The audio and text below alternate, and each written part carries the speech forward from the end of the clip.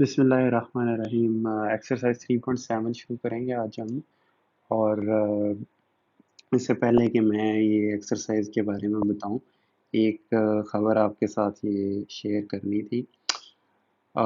मतलब ये स्टूडेंट है इंडिया में और नाबीना, और उसकी 5 करोड़ पाउंड की कंपनी है। और ये स्टोरी इसलिए शेयर कर रहा हूँ आपको मोटिवेट करने के लिए। और स्टोरी ये है कि इसने कम मैथ और साइंस पढ़ना चाहता था नाइन्थ टेंथ वगैरह में।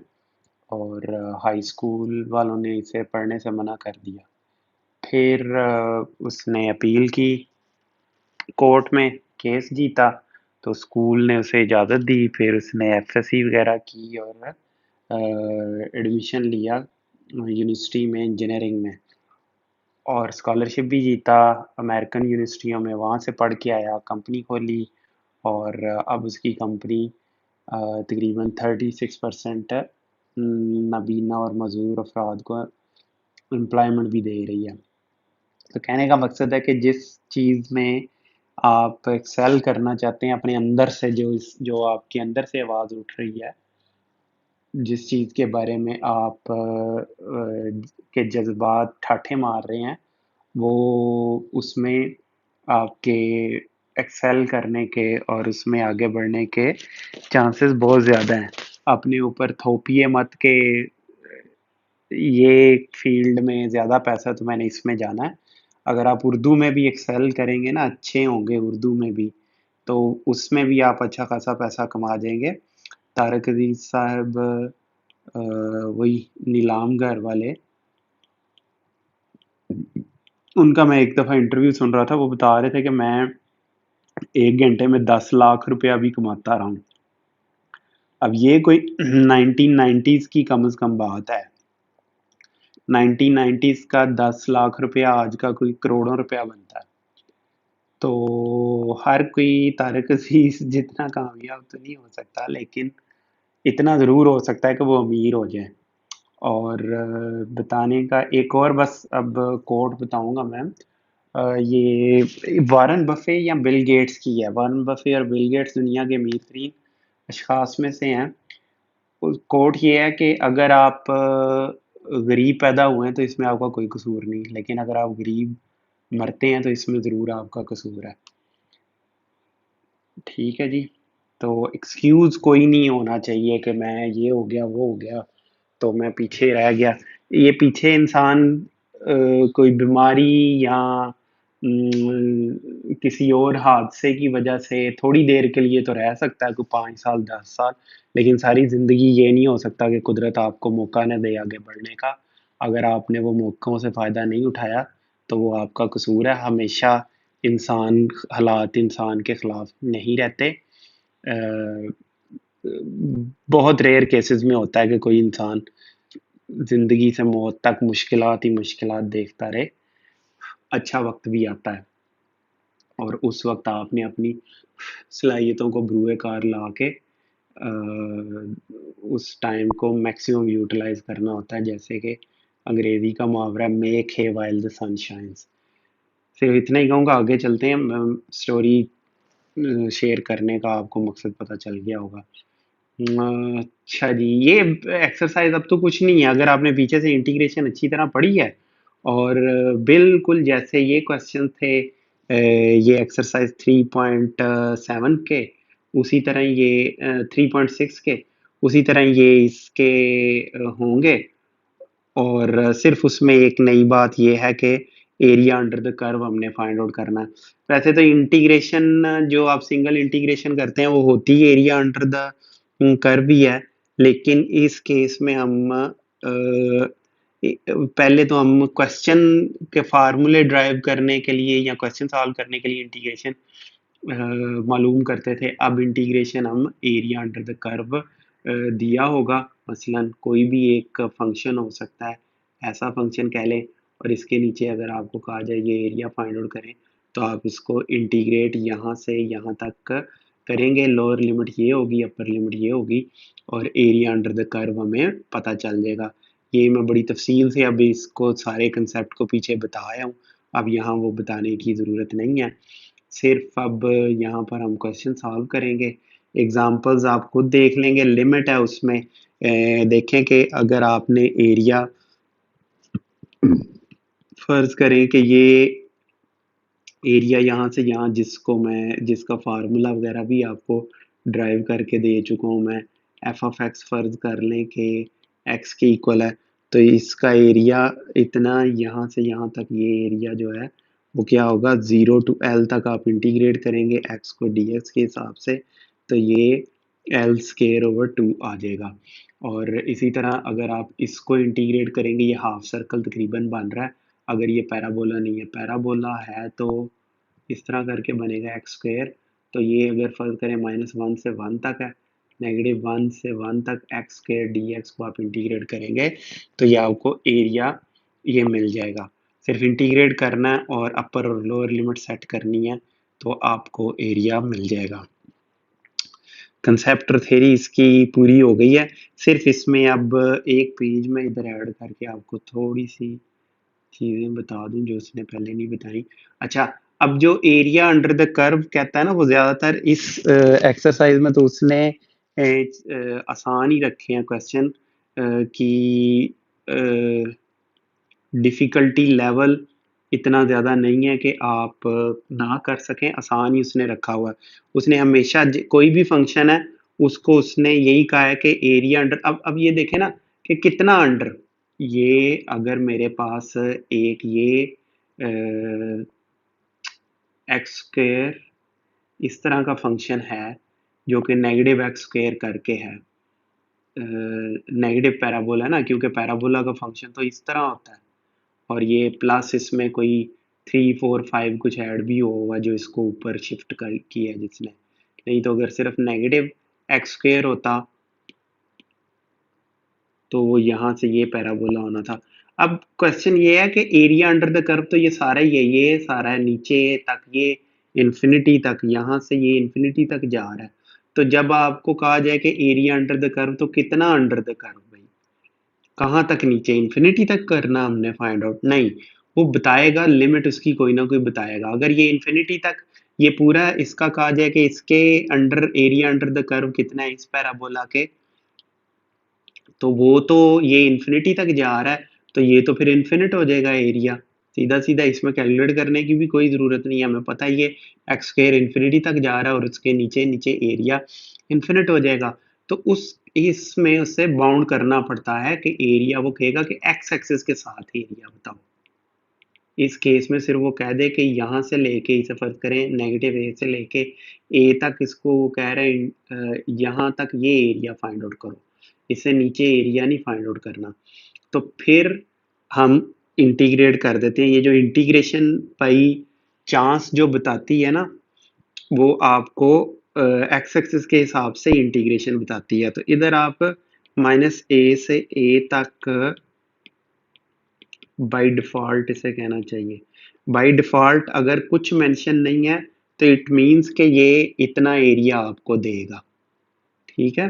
और क्वेश्चंस में कुछ भी हो सकता है, हमने यहाँ आपकी बुक में तो नहीं है लेकिन हो सकता है, फर्ज करें कि ये मैं इस तरह एक ड्रा करता हूँ ये, और एक मैं यहाँ पर ड्रा कर देता हूँ स्ट्रेट लाइन, तो ये स्ट्रेट लाइन इसको यहाँ पर काटेगी x इज इक्वल टू 1 पे, x इज इक्वल टू 1 पे से काट रही है, ये x इज इक्वल टू 0 है।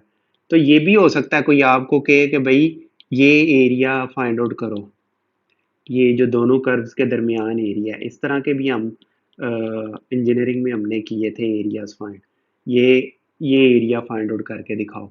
तो इस तरह के क्वेश्चन नहीं है, सिर्फ और सिर्फ एक्स एक्सिस के और उसके दरमियान वाले वो पूछ रहा है एरिया, यानी कि वो एक्स एक्सिस के दरमियान और ये कर्व के दरमियान वाले एरियाज पूछ रहा है, जिससे ज़िंदगी काफ़ी आसान हो जाती है।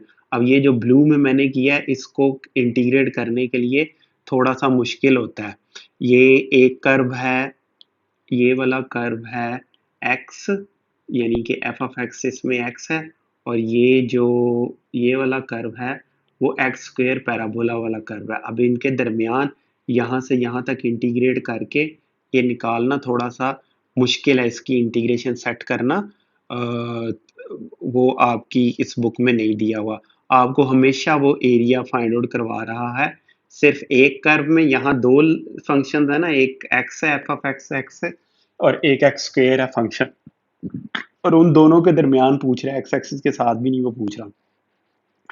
यहाँ आपकी बुक में उसने चीजें सादा रखी हैं। उसने सिर्फ और सिर्फ आपको एक्स एक्सिस से बताएगा यहाँ से लेके यहाँ तक मुझे बता दो एरिया, और लिमिट वो बता देगा आपको। तो इस तरह का ये आसान तरीन एरिया फाइंड आउट करना होता है। ज़्यादा कॉम्प्लिकेटेड केस और ये भी हो सकता है कि आप को इस तरह का मैं कह दूं जी कि ये एक सर्कल है, यहाँ पे दो दो ड्रा कर दें, ऐसे इतना एरिया भी कहा जा सकता है आपको। और यहाँ पर एक और सर्कल मैं ड्रा कर दूं, फर्ज करें कि यहाँ पर मैं एक और सर्कल ऐसा, और मैं कहूँ कि ये एरिया करो ना ज़रा ड्रा करके बताओ, और यहाँ ये एरिया, इतना एरिया ऊपर वाला बताओ मुझे। बिल्कुल इंटीग्रेशन ये भी आपको फाइंड आउट कर देगी, लेकिन उसके लिए इंटीग्रेशन की लिमिट सेट करना वो मुश्किल से मुश्किल होता जाएगा। और इस तरह एक इधर एक और फंक्शन स्ट्रेट लाइन में कहूँ जी ये एरिया मुझे निकाल के दिखाओ, इंटीग्रेशन ये भी क्वेश्चन हैंडल कर लेगी, लेकिन उसके लिए लिमिट सेट करना और फंक्शंस यहाँ किसको इंटीग्रेट करना है वो काम मुश्किल से मुश्किल होता जाएगा, जो कि आपकी बुक में नहीं दिया हुआ। आपकी बुक में उसने बड़ा सादा रखा हुआ है, और क्वेश्चन इंतहाई आसान है, सिर्फ इंटीग्रेट करना है। एक ही इंटीग्रल है और हमेशा वो एक्स एक्सिस के साथ पूछ रहा है। ये आसान हो जाती है ज़िंदगी इस तरह।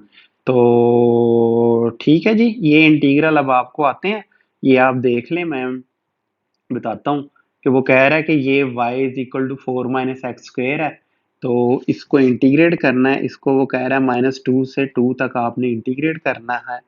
तो वो बता दें जी कि find the area bounded by the curve and the X axis. ये और इसमें हमें ना एक्स एक्सिस और इसके हिसाब से एक्स एक्सिस की इक्वेशन क्या होती है? एक्स एक्सिस की इक्वेशन होती है y is equal to 0, Y axis की इक्वेशन होती है x इज इक्वल टू 0। तो y इज इक्वल टू 0 हमें ये इसलिए ज़रूरी है y इज इक्वल टू 0 इसमें पुट करना, ताकि हमें पता चले कि वो ये कर्व कहाँ कहाँ पर कट कर रहा है एक्स एक्सिस को। तो एक्स एक्सिस को ये -2 और 2 पर कट कर रहा है, ये दो पॉइंट्स आ जाएंगे। इसका मतलब है -2 से लेके 2 तक हमने इसको इंटीग्रेट करना है। -2 से 2 तक आप 4 - x² डी ऑफ एक्स को इंटीग्रेट करेंगे तो आपको एरिया मिल जाएगा।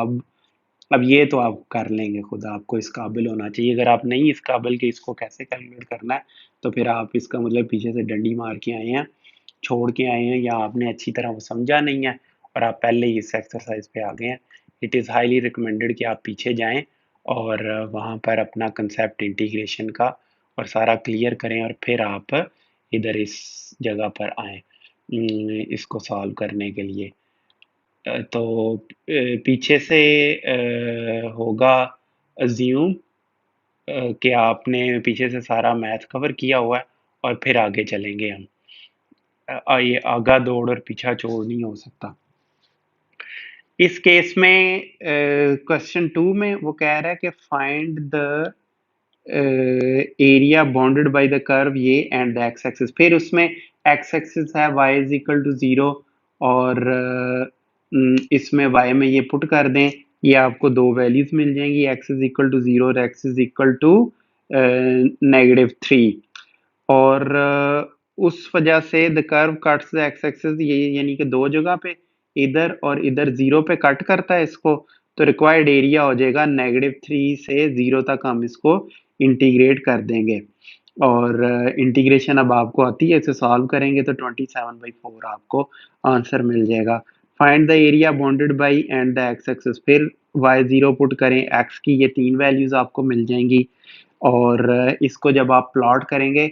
अच्छा, ये क्वेश्चन थोड़ा सा आपने ज़रा गौर से समझना है, इसमें हो क्या रहा है।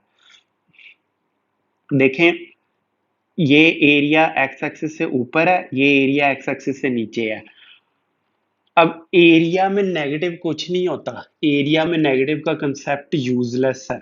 जहां तक किसी जमीन की बात होगी, जमीन पे जो आप फर्ज करें कि एक लैंड का एरिया वो इस तरह काटा हुआ है, मैं आपको कहूँ जी, आपको मैं ठेका दे दूं एक मजदूर को, उसमें फर्ज करें एक लैंड है और उस लैंड में इस तरह करके एक मजदूर को कहा जाए कि भाई आपने ये एक लैंड हो और जिसके ये फर्ज करें ये एक रेक्टेंगुलर एक प्लॉट है इस तरह का, उसमें उसके सेंटर में यहाँ पर लाइन एक हाइपोथेटिकल या फर्ज करें वैसे ही कोई कोर्ट बना हुआ टेनिस या जो भी है और ये लाइन लगी हुई है इस तरह, और उसके ऊपर ग्रास इस तरह छोड़ दिया गया इतना ऐसे, और उसे कहा जाए कि ये काटो इसको ग्रास को यहाँ से, तो वो जो काम करेगा उसमें ये भी इंक्लूडेड होगा और ये भी इंक्लूडेड होगा। मैथमेटिकली आपके ठीक है ये फर्स्ट क्वाड्रेंट है, यहाँ एक्स और वाई पॉजिटिव है, उसे एक्स और वाई पॉजिटिव का क्या पता और उसे क्या पता कि ये पॉजिटिव एरिया और ये नेगेटिव एरिया और ये इससे कैंसल आउट हो रहा है। वो कहेगा भाजी मैंने तो डबल काम किया है, जितना इधर काम किया मैंने घास काटने के लिए इधर इतना भी इधर काम किया है। लेकिन बाज़ दफ़ा ऐसा होता है कि ये हमें पॉजिटिव लेना पड़ता है और ये नेगेटिव लेना पड़ता है। करंट के केस में करंट अगर यहाँ वोल्टेज है तो वोल्टेज यहाँ पॉजिटिव और यहाँ एक्स एक्सिस से नीचे जाएगा तो वो नेगेटिव होगा, और अगर पावर है पावर और ये पावर पॉजिटिव है यहाँ पावर नेगेटिव है तो ओवरऑल पावर कितनी हो जाएगी, जीरो पावर हो जाएगी। तो कहना मैं ये चाह रहा हूँ कि बाज़ सिचुएशन में ये एरिया इसको नेगेटिव लेंगे एक्स एक्सिस से नीचे का, और बाज़ जगह ये एक्स एक्सिस से ऊपर वाले का एरिया पॉजिटिव, ऊपर वाले का तो हमेशा ही पॉजिटिव लेते हैं ना, तो नीचे वाले का एरिया भी पॉजिटिव आपको लेना पड़ेगा। जैसे मैंने आपको फिजिकल एग्जांपल दिया ग्रास कोट की, ग्रास अगर आपको काटना पड़ रहा है काम आपको डबल जितना इधर करना पड़ेगा उतना इधर और टोटल काम डबल हो गया। लेकिन अगर पावर के केस में या इलेक्ट्रिक पावर के केस में, वो मैं अभी आपको एग्जांपल्स आगे चल के एक दो बता देता हूँ, उसमें आपको पता चल जाएगा। तो उसमें क्या होता है कि यहाँ पॉजिटिव पावर है यहाँ नेगेटिव, ओवरऑल पावर क्या होगी, जीरो होगी। ये और ये एक दूसरे के साथ कैंसिल कर जाएंगे। तो इस केस में उसने क्या किया हुआ है, वो ऐड कर रहा है, ये देखें दस the area of the shaded region is 4+4, ये ऊपर वाला 4 है नीचे वाला 4 है, वो ऐड कर रहा है। लेकिन अगर आप इसको वैसे सेट कर देंगे ना, इसको जो भी इसका फंक्शन का ये क्या आई है यहाँ पर, ये x इंटू, अगर आप इसको ऐसे इंटीग्रेट कर देंगे ना x into x square minus 4 dx, -2 से 2 ये जीरो आ जाएगा, ये आप करके देख लीजिएगा। इसको जब आप इंटीग्रेट करेंगे ना तो ये क्या आएगा, जीरो आ जाएगा। लेकिन अब जो मैंने आपको बात बताई है वहां से आपको पता चल रहा है ना कि बाज दफा ये बाकी जीरो होगा और बाज दफा ये जीरो नहीं होगा। जब जीरो नहीं करना तो फिर क्या करेंगे, फिर यहाँ से 2 से लेके जीरो तक इसको इंटीग्रेट करेंगे पॉजिटिव एरिया को, और उसके बाद जो भी ये इधर एक्सप्रेशन एक्स इंटू वो आया, दूसरा इस एरिया को फिर नेगेटिव करेंगे जीरो से लेकर 2 तक। नेगेटिव की क्या उसकी एक्सप्लेनेशन होगी, क्योंकि ये एक्स एक्सिस से नीचे है माइनस है इसलिए हम इसको माइनस कर रहे हैं, और वो उसका साइन माइनस करके प्लस करके इसमें ऐड कर देगा, और ये 4 और 4 ऐड होकर 8 हो जाएंगे। ये अब सिचुएशन पे डिपेंड करेगा, ये आपने अच्छी तरह देख लेना है और फिर ये करना है। अच्छा अब नेगेटिव पावर वाला मैं आपको एक एग्जांपल बता दूं जनाब जी, होता ये है कि ये जो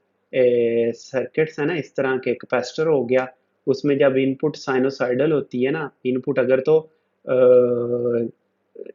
डीसी हो तो फिर और बात है, फिर ये सर्किट और तरह से बिहेव करता है। लेकिन अगर इनपुट अगर साइनोसाइडल हो तो ये इंडक्टर क्या करते हैं, इंडक्टर और कैपेसिटर भी एक इंटरवल में ये अब्जॉर्ब करते हैं एनर्जी और दूसरी में ये रिलीज कर देते हैं इस तरफ, और ओवरऑल फिर उसका क्या इम्पैक्ट पड़ता है, ये कभी पावर ले रहे हैं कभी दे रहे हैं कभी। इस सर्किट में सिर्फ और सिर्फ रेजिस्टेंस वो सर्किट है जो पावर कंज्यूम करेगा, यहाँ भी सिर्फ और सिर्फ रेजिस्टेंस वो सर्किट है जो पावर कंज्यूम करेगा।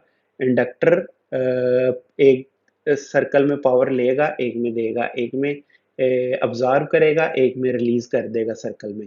इसका आराम से अगर इसका आपको इसके अक्रॉस ड्रा किया जाए ना, इंडक्टर के अक्रॉस, तो आपको पता है ना कि इसमें क्या होती है, इसकी current is L D I over D T होता है, वोल्टेज इसके अक्रॉस।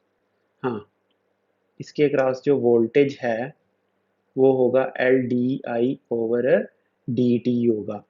तो अगर इसके अक्रॉस करंट ये है तो ये साइनोसाइडल है। इसका लेना डेरिवेटिव, अब साइन का डेरिवेटिव आपको पता है कॉस है, तो इसका मतलब है कि जो इसके क्रॉस,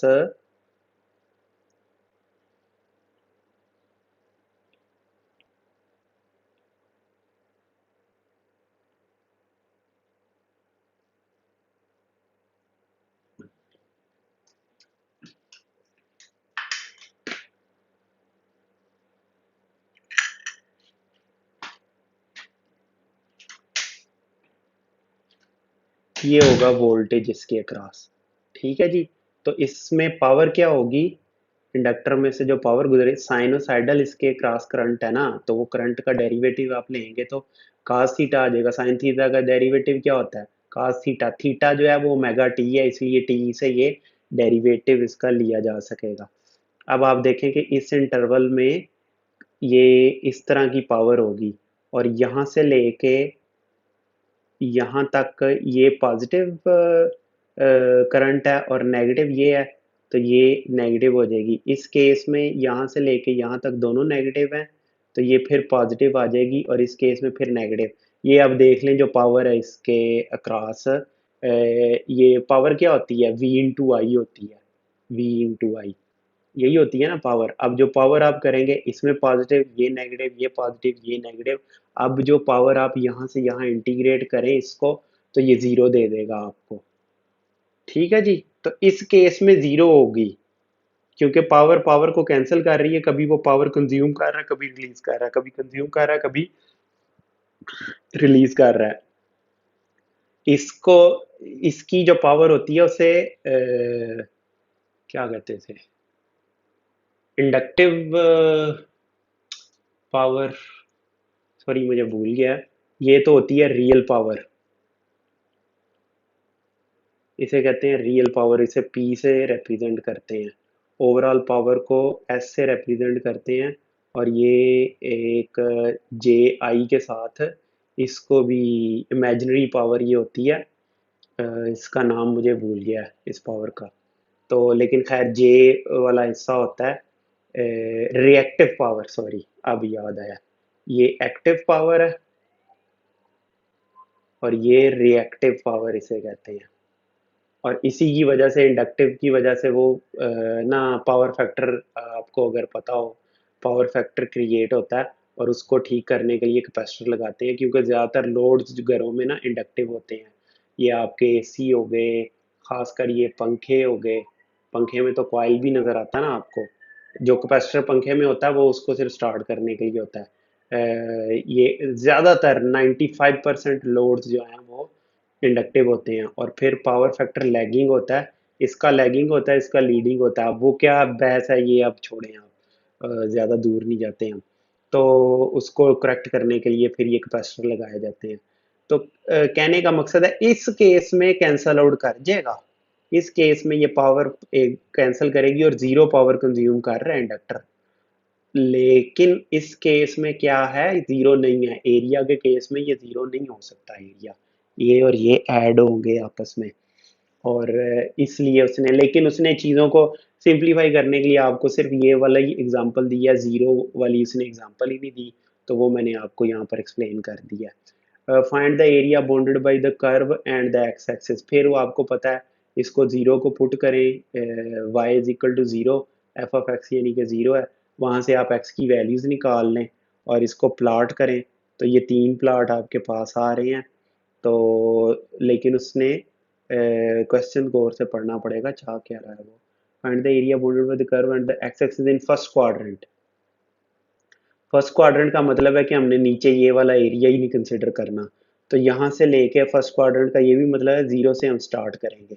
तो चाहे एक्स की जो वैल्यूज आई थी, ये क्वेश्चन इसलिए बड़े गौर से पढ़ना आपने, फर्स्ट क्वाड्रेंट में वो पूछ रहा है एक्स की ये तीन वैल्यूज आई हैं हमारे पास, तो हम वन तक ही जाएंगे। ये दोनों वैल्यूज वैलिड नहीं है। ठीक है जी। 1 तक ही हम 0 से लेके 1 तक इसको इंटीग्रेट करेंगे और ये 7/2 आ जाएगा। ये एरिया भी ख़त्म हो गया क्योंकि ये फर्स्ट क्वाड्रेंट में नहीं है और ये भी इसमें ये फर्स्ट क्वाड्रेंट है, ये तो फोर्थ क्वाड्रेंट में है और ये सेकंड क्वाड्रेंट में ये एरिया है। इसलिए सिर्फ और सिर्फ जो एरिया कंसिडर कर रहे हैं वो ये नीले वाला है और इसीलिए इंटीग्रेट भी 0 से लेकर 1 तक हम कर रहे हैं। चलें जी, ये हो गया। अब आया क्वेश्चन 5। क्वेश्चन 5 में कह रहा है find the area between the X axis curve and in the first quadrant from 0 to X is equal to 3। अब देखें कि वो ये कर्व था, उसने कितनी बाउंड्रीज लगा दी है उस पे। X is equal to 0 origin पे वो शुरू हुआ है, क्योंकि अगर ये कहा जाए इसका एरिया तो कहाँ तक भाई, कहाँ से कहाँ तक, इन्फिनिटी तक नहीं, 0 से लेकर x इज इक्वल टू 3 तक, ये सीधी लाइन ऊपर यहाँ तक और x एक्सिस से ऊपर तक फर्स्ट क्वाड्रेंट यानी कि x y ग्रेटर देन 0 यानी कि फर्स्ट क्वाड्रेंट, इसमें ये इतना वो उसने शेडेड किया हुआ है। तो ये वाला एरिया सिर्फ इतना, ठीक है जी। तो उसमें फिर अब वो उसने क्योंकि सारा कुछ उसमें कर दिया तो यहाँ पर आप वाई स्क्वेयर है तो हमने वाई को इंटीग्रेट करना, वाई स्क्वेयर को नहीं हमने इंटीग्रेट करना। तो क्योंकि हमने वाई को इंटीग्रेट करना है और वाई को हमने एक्स की फॉर्म में लिखना है तो इसको स्क्वेयर रूट 4 - x d(x) लिखेंगे। ऐसे चल के ये आपको दे देगा इंटीग्रेशन। और इसकी इंटीग्रेशन यहाँ तो वहाँ से कर लें, सब्सटीट्यूशन से कर लें, या वो जो फार्मूला हमने पढ़ा था इंटीग्रेशन बाय पार्ट्स वो इस्तेमाल कर लें, आपको ये आंसर मिल जाएगा। ये स्क्वायर यूनिट्स लिखना मत भूलिएगा क्योंकि ये एरिया मिला है आपको, यहाँ पर स्क्वायर यूनिट्स उसने नहीं लिखे तो आप खुद लिख लें भाई। आय हाय, बेड़ा गर्क कर दिया। चलें, ये अब कुछ बेहतर हैंड राइटिंग है।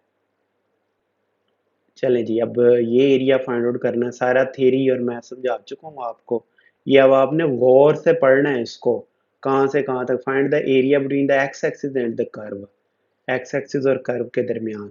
तो ये मैंने यहाँ पर ये कर्व ड्रा किया और यहाँ से यहाँ तक एक्स एक्सिस के दरमियान था 1 से 2 तक, ये 1 से 2 तक वो ये एरिया जो ब्लू एरिया वो पूछ रहा है कि मुझे ड्रा करके दो।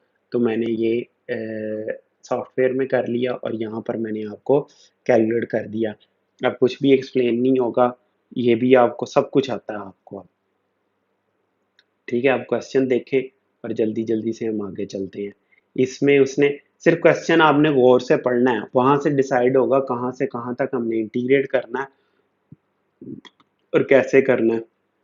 ये देखें, इसमें ये एरिया आया, ठीक है, वो -1 से 2 तक इंटीग्रेट करवा रहा है। तो ये इंटीग्रेट करेंगे तो ये आ जाएगा हमारे पास। अब इस केस में वो पूछ रहा है 1 से 4 तक इंटीग्रेट करवा रहा है इस कर्व को, 3 स्क्वेयर रूट एक्स को। तो ये आ जाएगा एरिया, वो आपके सामने मैंने यहाँ पर कैलकुलेट कर दिया। अब इस केस में वो काज को करवा रहा है, ये कैसे ये ड्रा किया मैंने, अभी परेशान नहीं होना आपने, ये सॉफ्टवेयर भी आपको मैं सिखा दूंगा सारा। तो ये सारे का सारा मैथ इंशाल्लाह ताला इन सॉफ्टवेयर से करेंगे, अभी तो मैं मैन्युअली हाथ से करवा रहा हूँ ना आपको। और ये डायग्राम सिर्फ एक्सप्लेनेशन के लिए कि आपको ज़्यादा अच्छी तरह समझ आ जाए दी हुई है। फिर हम इंशाल्लाह ताला कोशिश करेंगे ज़्यादा से ज़्यादा मैथ हम इन्हीं सॉफ्टवेयर से करें और फिर आपको ये सॉफ्टवेयर भी आ जाएंगे और जो कंसेप्ट है मज़ीद क्लियर हो जाएंगे आपके एफएससी मैथ के। ये X is equal to Y ये ड्रा किया और सिर्फ और सिर्फ ये पाई से हाफ पाई कितना होता है 1.7 करके कुछ होता है। तो यहाँ से यहाँ तक इसको इंटीग्रेट कर दिया जी। अब क्वेश्चन 5 में इसको यहाँ पर ये x4 है, इसे इंटीग्रेट करना है और x एक्सिस के साथ जो एरिया बाउंड कर रहा है वो बताना है हमने। तो x एक्सिस की equation y is equal to 0 है, वो पुट कर दें यहाँ पर और x इसका मतलब है 0 से 4 आएगा, 0 से 4 इसे इंटीग्रेट करें 0 से 4 तक और ये आंसर आ जाएगा 32/2, 10 पॉइंट समथिंग, तो ये एरिया आ जाएगा इसका।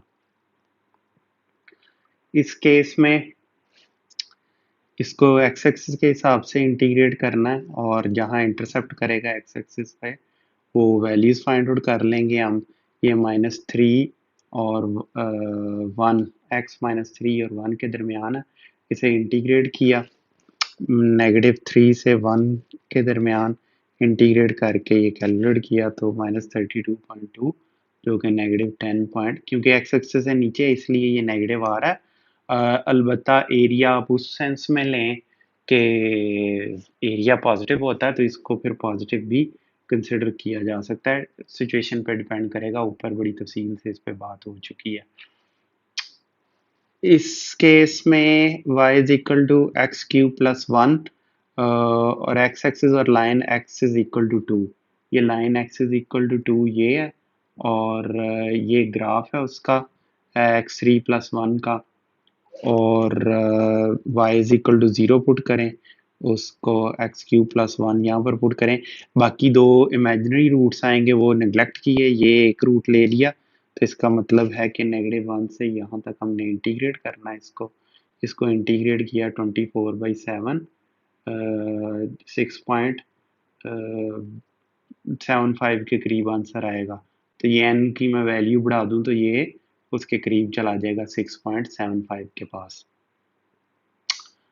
इस केस में इसको इंटीग्रेट करना है एक्स एक्सिस और y is equal to 0। y is equal to 0 X axis को ही कहते हैं। y इज इक्वल टू 0 ये है, इक्वेट कर दें, पुट कर दें 0 के इक्वल, और तो ये 3 पॉइंट्स हमें मिल जाएंगे, -2 0 से लेकर 0 0 तक और 2 0 तक। और इसे फिर हम इंटीग्रेट करेंगे। अब देखें कि वो फिर वो जो एग्जांपल मैं बताया था आपको कि इसको पॉजिटिव लेंगे और इसको नेगेटिव लेंगे, लेकिन यहाँ पर नेगेटिव लिख के इसको पॉजिटिव कर लेंगे। और क्यों इसमें हम ऐसे कर रहे हैं इसकी तफसील मैं एग्जांपल में बता चुका हूँ, वहाँ पर जाके आप देख लें कि हमने ये ऐसे क्यों किया, नेगेटिव वाले को पॉजिटिव करके क्यों इसमें ऐड कर रहे हैं। ये नेगेटिव होगा, इसका आंसर नेगेटिव आएगा।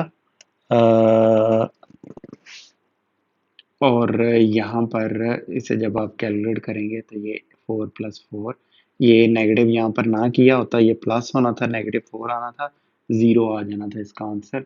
ये एरिया और ये एरिया बराबर है, इसने इसको कैंसिल आउट कर देना था, वो हम नहीं करना चाहते, तो फिर हमने ये काम किया।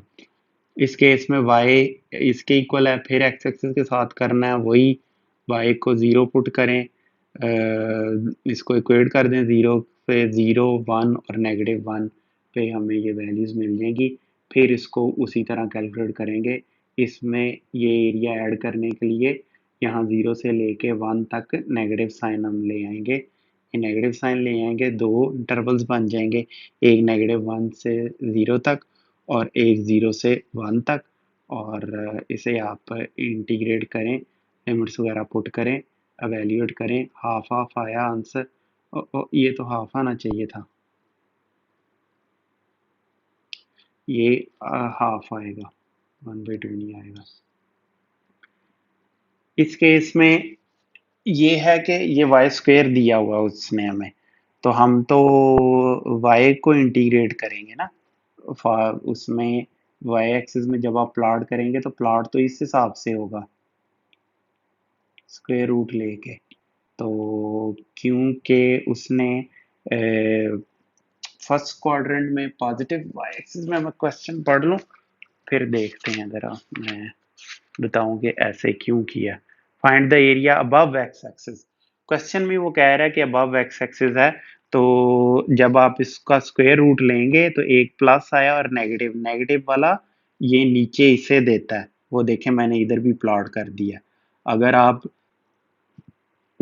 ये निगलेक्ट नहीं करेंगे और यहाँ -1 से लेकर 2 तक आप इंटीग्रेट कर देंगे, तो ब्लू एरिया और ग्रीन एरिया यहाँ तक, इसमें ये वाला नहीं शामिल होगा, इसमें सिर्फ ये यहाँ तक x इज इक्वल टू -1 से ये रेड लाइन तक ही इंक्लूडेड होगा, लेकिन वो ब्लू भी आ जाएगा बीच में।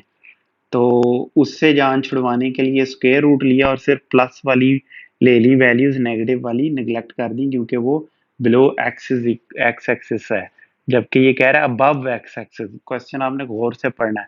क्वेश्चन 10 आप पढ़ें, कहता है find the area above x axis bounded by the curve.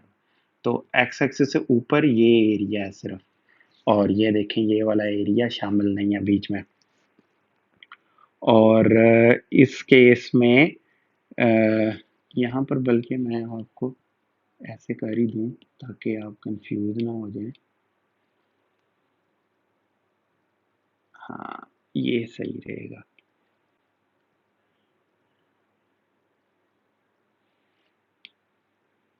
चलें, अब आप इसकी इंटीग्रेशन तो आपको आती है, -1 से 2 तक आप इसको इंटीग्रेट कर लें वो सब्स्टिट्यूशन वगैरह मेथड से, जिस भी मेथड से।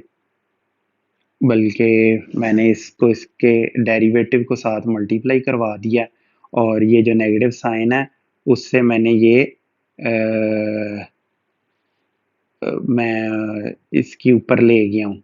ये देखें नेगेटिव साइन ले आया यहाँ पर, और ये चेंज कर दी लिमिट, -1 से 2 तक थी, 2 से -1 तक कर दी। इस तरह कर सकते हैं, ये हमने थ्योरम पढ़ा था पीछे। और ये -1 इसका डेरिवेटिव है, तो अब वो फार्मूला लगा देंगे, F of X into F dash X D F X is equal to F 2x over 2, या अगर ये n हो तो n+1 ओवर n+1 ऊपर नीचे आ जाएगा। इस तरह करके हम यहाँ से ले लेंगे, और जब इसमें पुट करेंगे 2/3 8-1 14/3 स्क्वायर रूट, आपको इसका आंसर मिल जाएगा। ये देख लें 14/3, और ये आंसर आया। और अगर आप इसको हाँ चलें, इधर एरिया कैलकुलेट ही नहीं किया, करके दिखाता मैं तो इससे डबल होना था। इसको कैलकुलेट करना वो, ये तो इंतहाई आसान है। नेगेटिव -पाई से पाई तक, -पाई से पाई तक ये ऊपर ही है। ये इसमें हो सकता था कि ये ऊपर जाता और नीचे जाता फिर दो इंटरवल्स में। अगर इस तरह का इसमें ये काज है ना, साइन अगर इधर होता तो साइन ने नीचे इस तरह करके आ जाना था, ऐसे करके साइन ने आना था। तो फिर दो इंटरवल में एक ये इंटरवल और एक ये इंटरवल, इन दो इंटरवल में डिवाइड करना पड़ना था, जबकि ऐसा हो नहीं रहा इस केस में। इंतहाई आसान क्वेश्चन है, आप देख लेंगे खुद ही। ये भी इंतहाई आसान है, इसमें भी वो एक ही इंटरवल है और उसमें पॉजिटिव ही है, तो वो देख लेंगे कैसे हल किया मैंने। कुछ भी इसमें बताने की आपको ज़रूरत नहीं है, ये क्वेश्चन आसान है। इधर उसने काफ़ी आसान दिए हुए हैं। ये मुझे याद है जब हमने पढ़ा था ये मैं एफएससी में, तब ये वाले इस तरह के क्वेश्चन थे ही नहीं। एरिया अंडर द कर्व उन्होंने मुझे नहीं याद पड़ता कि तब ये क्वेश्चन होते हुए इसमें। हाँ हाँ, तो ये उन्होंने अब डालने अच्छा किया, ये इंक्लूड किया उन्होंने मैथ में ये क्वेश्चन। यही तो मेन काम है इसका, इंटीग्रेशन का और area under the curve find out करना, और इसकी बड़ी ज़्यादा प्रैक्टिकल एप्लीकेशंस हैं। तो ये अगर आप एक्सक्लूड कर देंगे तो गलत है, अच्छी बात नहीं है।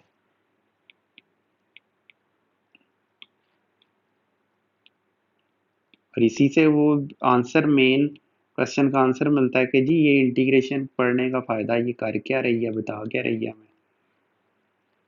चलें, ये क्वेश्चन अब आप देखें, ये थोड़ा सा लेंथी क्वेश्चन है, देख लें, कोई इसमें मुश्किल नहीं है। इस तरह के कितने क्वेश्चन आपको करवा चुका हूँ मैं। सिर्फ इसमें ए आ गया इंटीग्रेशन के हिसाब से, और वही एक्स एक्सिस से अबव हमने इंटीग्रेट करना है, वाई इज इक्वल टू 0 है, यहाँ पर पुट कर दें, इसको वैल्यूएट करें, तो इसका मतलब है 0 से लेकर 2a तक इसको हमने इंटीग्रेट करना है। यहाँ पुट करें 0 से 2a तक इंटीग्रेट करें, ये सब्सटीट्यूशन करके हो जाएगा, लेकिन उससे पहले ज़रा इसको एक मुनासिब फॉर्म में कन्वर्ट कर लें। इसमें कन्वर्ट किया, अब a माइनस एक्स को a साइन थीटा पुट करें। अब इसमें फिर थीटा के हिसाब से ये लिमिट्स हो जाएंगी, ये डिफरेंशियल लें, ये लिमिट्स चेंज करें, यहाँ पर पुट करें। अब आप देखें कि ये फार्मूला बनता जा रहा है, और ये काज थीटा आना था, ये काज थीटा आया, कॉस स्क्वायर थीटा हो गया, इसको कन्वर्ट किया इसमें बन गया ये।